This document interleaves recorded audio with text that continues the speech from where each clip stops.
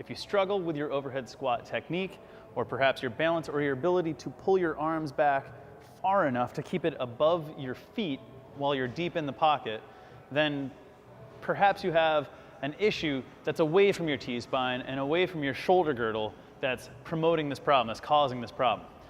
One of the biggest issues that we run into is the ankle, especially in squatting type motions. If you don't have enough dorsiflexion or the ability for your shin to move forward in relation to your foot, then it's going to be very difficult for you to keep your knees, hips, ankles, spine, and shoulders all in a good line or alignment during an overhead squat, or any squat for that matter. So because of the context of this series being focusing on thoracic spine and shoulder stability, we are going to sort of stay away from just forcing with the shoulders and work on removing the ankles to make sure that they aren't causing the problem. So all you're going to do is grab your bar or your PVC pipe just like you would before.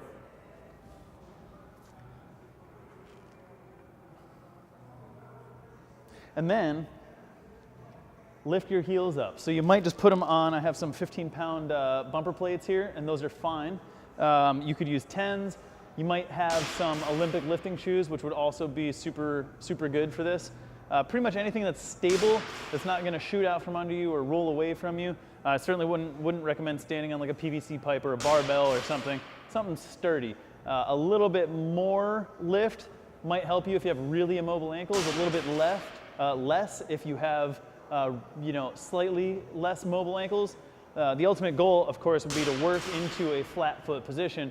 But again, within the context of this course, or of this series, we're not really too worried about your ankles as much as we are your shoulders and your T-spine. So essentially, feet up on the whatever you're lifting from, press up, same position as before, and then all you're gonna do is descend into a squat.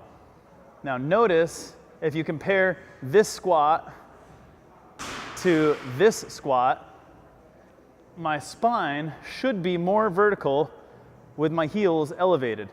That's because I don't need to lean as far forward because my ankles are no longer a range of motion block for that pattern. So why don't you give that a shot if you were struggling with that before? Again, the same rules apply. Load accordingly, make sure the shoulders are in a good position, and pulled back so you're really activating the muscles of your T-spine.